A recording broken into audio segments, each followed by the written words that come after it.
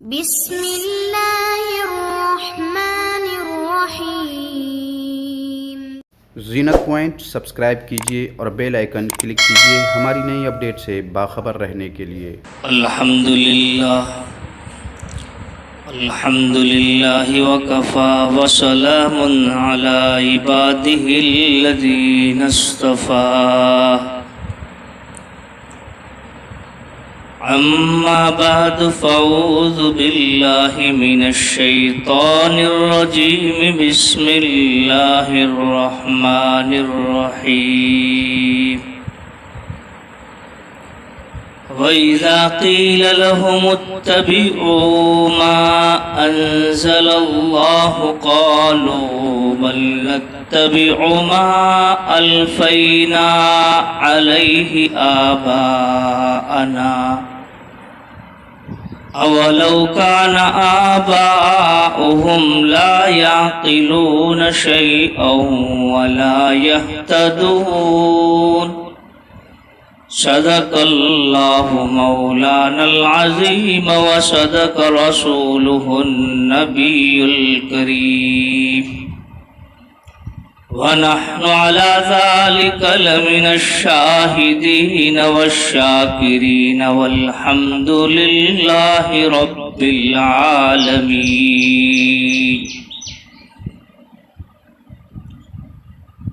بزرگوں اور دوستوں، سورہ بقرہ ہی کی ایک اور آیت نمبر 170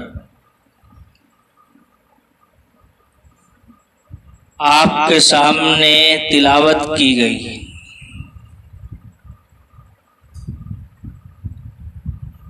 اس آیت شریفہ میں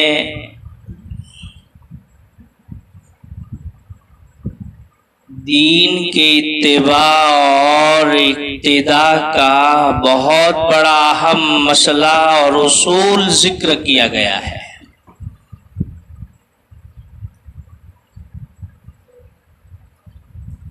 یہ اتنا بڑا اہم اصول ہے اور مسئلہ ہے کہ اس کو نہ سمجھنے کی وجہ سے ایک فرقہ، ایک طبقہ، ایک گروہ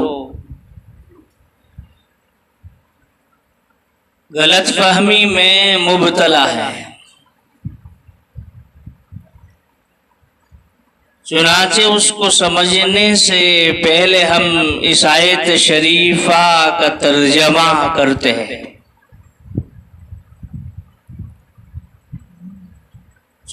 اللہ تعالیٰ فرماتا ہے وَإِذَا قِيلَ لَهُمُ اتَّبِعُوا مَا أَنزَلَ اللَّهُ، اور جب کوئی ان سے کہے کہ تابعداری کرو اس حکم کی جو کہ نازل فرمایا اللہ نے، قالوا بل نتبع ما الفینا علیہ آباءنا، تو کہتے ہیں ہرگز نہیں، ہم تو تابعداری کریں گے اس کی جس پر دیکھا ہم نے اپنے باپ داداؤں کو۔ اولو کان آباؤہم لا یعقلون شیئا ولا یہتدون، بھلا اگرچہ ان کے باپ دادے نہ سمجھتے ہو کچھ بھی اور نہ جانتے ہو سیدھی راہ۔ اس آیت شریفہ کے اندر جو بڑا اہم مسئلہ زندگی کا پیش کیا گیا ہے کہ مشرکین مکہ کی جو غلط تقلید تھی، اس غلط تقلید کی مذمت بیان کرنے کے ساتھ ساتھ اس کا دوسرا پہلو اجاگر کیا کہ تقلید صحیح جائز ہے۔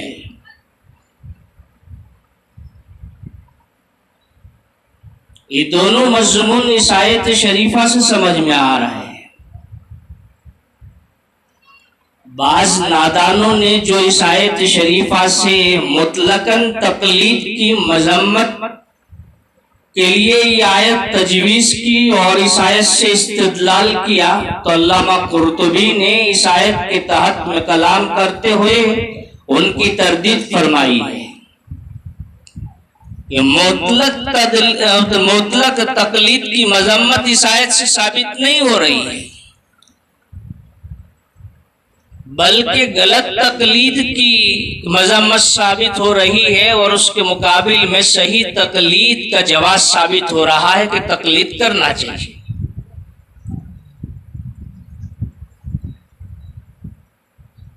اس ہمارے زمانے کے اندر ایک فرقہ ہے جس کو وہ اپنے آپ کو اہل حدیث کہتے ہیں، ہم ان کو غیر مقلد کہتے ہیں۔ حالانکہ یہ اتنا سادہ اور عقل میں آنے والا مسئلہ ہے کہ کوئی بھی سوچے گا تو وہ یہ کہنے پر مجبور ہوگا کہ اس دور میں تقلید کے بغیر کوئی چارہ کار نہیں ہے، اس لیے کہ ہر ایک کے پاس وہ فہم، وہ سمجھ، وہ دین نہیں ہے جو ڈائریکٹ قرآن و حدیث کو سمجھ سکے۔ تقلید ہم ان ائمہ کی نہیں کرتے، ان محدثین کی نہیں کرتے، تقلید تو اللہ اور اس کے رسول کی ہوگی، لیکن اللہ اور اس کے رسول کی تقلید تک پہنچنے کے لیے ہم مشائخ کو، ائمہ کو، محدثین کو واسطہ بناتے ہیں، اس لیے کہ انہوں نے جو دین کو سمجھا ہے وہ عام آدمی نہیں سمجھ سکتا، جو وہ قرآن پاک کو سمجھتا ہے وہ نہیں سمجھ سکتا۔ ہاں البتہ وہ تقلید کسی ایسے شخص کی تقلید کی جائے کہ نہ اس کے پاس کوئی سمجھداری ہو، نہ عقل ہو، نہ اجتہاد کا اس کے پاس سلیقہ ہو، اور نہ خود اس کے پاس ہدایت ہو، دینی معلومات ہو، قرآن و حدیث سے واقفیت ہو، تو ایسے آدمی کی تقلید کرنا درست نہیں ہے، یہ اندھی تقلید ہے۔ مشرکین مکہ بھی یہی اندھی تقلید کے اندر مبتلا تھے، تو اللہ تعالیٰ نے فرمایا کہ تم جن آباء و اجداد کی تقلید کرنے کی بات کر رہے ہو،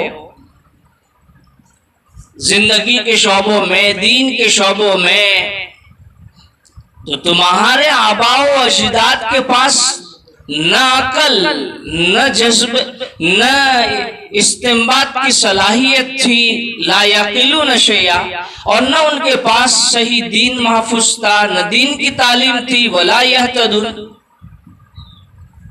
تو معلوم ہوا کہ کسی کی تقلید کرنے کے لیے یہ دو چیزیں ضروری ہے، ایک تو اس کے پاس اجتہاد کا ملکہ بھی ہو، سمجھ بوجھ بھی رکھتا ہو، اور دوسرا کہ اس کے پاس دین کی معلومات ہو، دین کی بصیرت ہو۔ تو جس کے پاس استنباط کا ملکہ، اجتہاد کا ملکہ بھی ہے اور دین کی سمجھ بوجھ بھی ہے، تو اسی آیت سے بات ثابت ہو رہی ہے کہ تو ان حضرات کی تم تقلید کر سکتے ہو، اور جس کے پاس یہ چیز نہیں ہے تو پھر اس کی تقلید کرنا ممنوع ہے، یہ اندھی تقلید ہے۔ اس کی مذمت قرآن و حدیث میں آئی کہ اس طرح کی تقلید سے آدمی جنت کی راہ طے نہیں کرے گا، بلکہ جہنم کی راہ طے کر رہا ہے، جہنم کے راستے کی طرف جا رہا ہے۔ اللہ تعالی ہمارے زمانے کے اندر جو غیر مقلدین کی طرف باقاعدہ ایک کوشش کی جا رہی ہے، ایک پلان کے ماتحت میں لوگوں کو دین اور اسلام اور سنتوں سے برگشتہ کیا جا رہا ہے، اور مقلدین کے اوپر طرح طرح کے اعتراضات کیے جا رہے ہیں، ان کی گمراہی کو ثابت کیا جا رہا ہے۔ اس سے حفاظت فرمائے، خاص طور پر ہماری نئی نسل کو، کہ وہ بیچاری تقلید کا مفہوم مطلب سمجھتی نہیں ہے، اور ان کے غیر مقلدین کے اعتراضات کے اندر آ کر کے وہ بھی غیر مقلد بن جاتی ہے۔ حالانکہ تقلید کرنے میں کوئی قباحت نہیں بلکہ فخر کی بات ہے کہ اللہ کا شکر ہے بڑوں کے اوپر اعتماد کرتے ہوئے انہوں نے جو دین کو سمجھا سمجھایا عمل کر کے دیکھا ہم اس کو فالو کر رہے ہیں اور یہ سمجھتے ہیں کہ یہ طریقہ نبی اکرم صلی اللہ علیہ وسلم کی زندگی کے اندر تھا۔ تو دراصل ہم نے ان ائمہ کی پیروی نہیں کی، پیروی تو اللہ اور اس کے رسول کی، لیکن اس پیروی میں جو عمل کیا اس کو سمجھنے کے لیے ہم نے ان ائمہ کو سہارا بنایا۔ غیر مقلدین کے عجیب و غریب دین کی نہ سمجھنے کے واقعات ذکر کیے گئے ہیں کہ ان کی دین کے بارے میں غیر مقلدیت کی بنیاد کے اوپر وہ دین کو سمجھ ہی نہیں سکتے۔ مثال کے طور پر ایک واقعہ یاد آیا مجھے، ایک غیر مقلد صاحب تھے، روزہ افطار کے وقت اپنی بیوی کو یہ کہا کرتے تھے کہ بھئی کمرے میں جا کر کے آپ تیار رہے، ہم صحبت سے روزہ کو ختم کریں گے۔ بال بچے دوسرے کمرے میں اور یہ میاں بیوی دوسرے کمرے میں۔ جب ان سے پوچھا گیا کہ بھئی روزہ افطار کرنے کا یہ کیا نیا طریقہ، تو کہا کہ دیکھو حدیث میں روزہ کس کو کہا گیا؟ روزہ کہا گیا کہ بھی کھانے سے پینے سے اور صحبت سے اپنے آپ کو بچائے۔ تو کھانے سے پینے سے تو ہر وقت ہم روزہ افطار کرتے ہیں، آج جی میں آ گیا کہ صحبت سے بھی کیا ہے روزہ افطار کیا جائے۔ العیاذ باللہ، یہ دین کے نہ سمجھنے کی بات ہے۔ یہ اس نے کہاں سے سمجھا، اس بیوقوف نے یہ کہاں سے بات نکالی؟ اللہ کے حبیب نے، صحابہ نے، بزرگوں نے اس طریقے سے بھی روزہ افطار کیا ہو؟ یہ دین کی ناسمجھی کی بنیاد کے اوپر یہ بات اس نے کہی گئی۔ ایک اور واقعہ کہ ایک مجلس میں غیر مقلد تقریر کر رہا تھا، زور و شور سے تقریر کر رہا تھا اور یہ کہہ رہا تھا کہ کھڑے کھڑے پیشاب کرنا سنت ہے، اور حدیث پیش کر رہا تھا۔ حدیث میں بھی ذکر کیا گیا کہ اللہ کے حبیب صلی اللہ علیہ وسلم نے ایک مقام پر کھڑے کھڑے کے پیشاب کیا۔ تو اب اس حدیث کو نہ سمجھنے کی بنیاد پر وہ یہ کہہ رہا تھا کہ سنت یہ ہے، حالانکہ اس حدیث کا یہ مطلب نہیں ہے۔ معذور پر معمول ہے کہ کوئی عذر ہو آدمی کو تو کھڑے کھڑے پیشاب کر سکتا ہے، یہ اہل سنت والجماعت کے نزدیک یہ مطلب ہے۔ کوئی بیٹھا نہیں جا سکتا، گھٹنوں میں تکلیف ہے یا جگہ کے ناپاک ہے، کیچڑ ہے، کوڑا کرکٹ کی جگہ ہے، تو ایسے مقامات پر آدمی بیٹھنے کے بجائے کھڑے کھڑے پیشاب کر سکتا ہے۔ لیکن وہ غیر مقلد اس کو عمومی سنت قرار دے رہا تھا۔ تو مجلس میں ایک منچلا کھڑا تھا، وہ کھڑا ہو گیا، اس نے کہا کہ حضرت تو عورت کے لیے کیا سنت ہے، عورت بھی کیا کھڑے کھڑے پیشاب کرے گی؟ تو غیر مقلد صاحب نے چپ تھام لی اور بیٹھ گئے، اپنی تقریر کو ختم کر دیا۔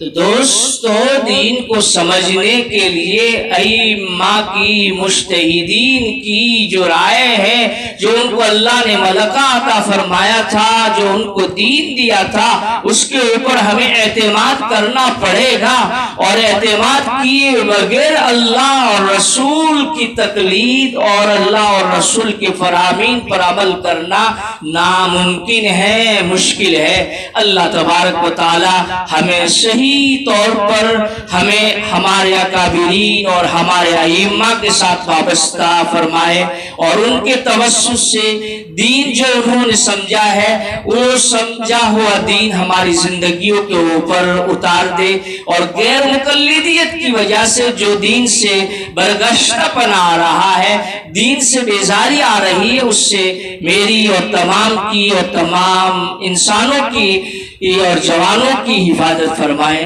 وما علینا الا البلاغ۔